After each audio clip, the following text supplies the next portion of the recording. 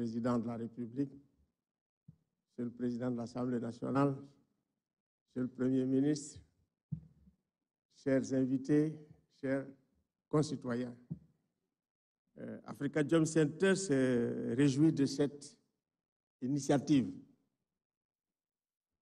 Ce moment, pour nous, c'est un moment historique. C'est un moment exceptionnel de communion entre les gouvernants et les gouvernés.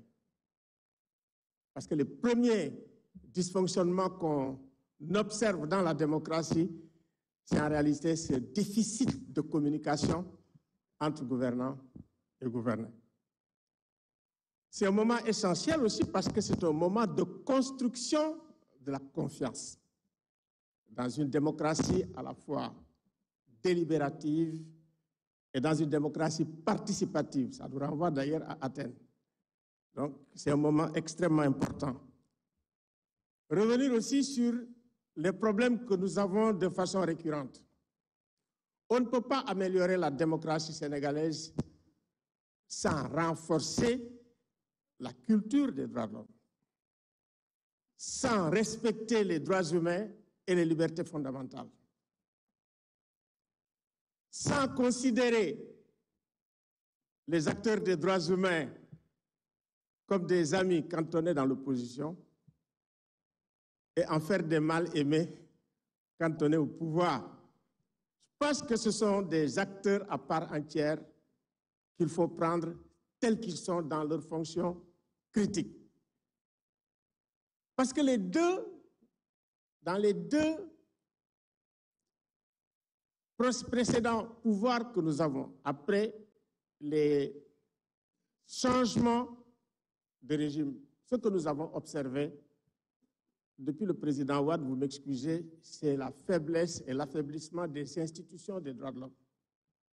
Dans le Comité sénégalais des droits de l'homme, par exemple. Donc, renforcer les institutions des droits de l'homme, ce qui a été fait avec la création de la Commission nationale des droits de l'homme, c'est important.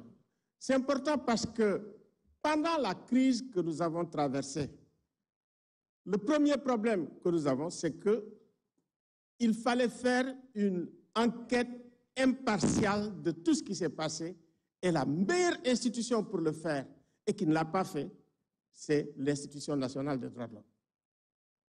La crise de 2021 et de 2024. Dans un pays où ça marche, c'est l'Institution nationale des droits de l'homme qui fait le point, qui établit les responsabilités après une enquête impartiale, après une enquête professionnelle. Je pense que ce n'est pas trop tard encore pour le faire. Excellence, Monsieur le Président, le problème que nous avons aussi, c'est de repenser l'architecture institutionnelle en révisant l'hyperprésidentialisme sénégalais, en instaurant un jeu d'équilibre des pouvoirs.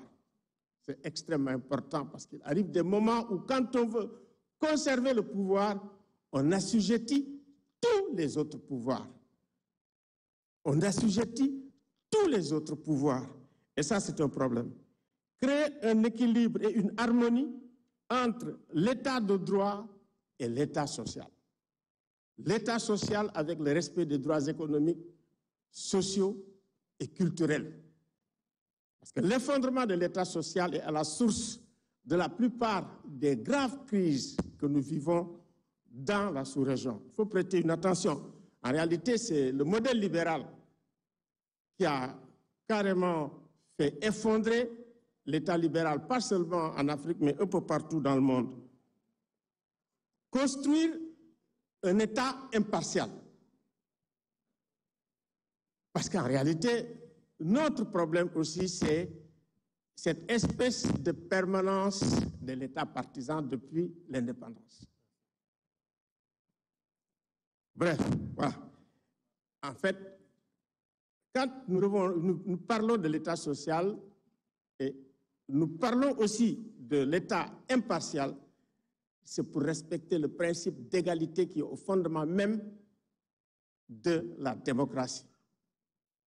L'égalité dans l'accès à la fonction publique, je pense que c'est une question qui mérite d'être étudiée. Merci. Merci beaucoup, M. Aluntine. Ñu jox kàddu gi M. Babacar Fall, président du GRADEC. Bu noppee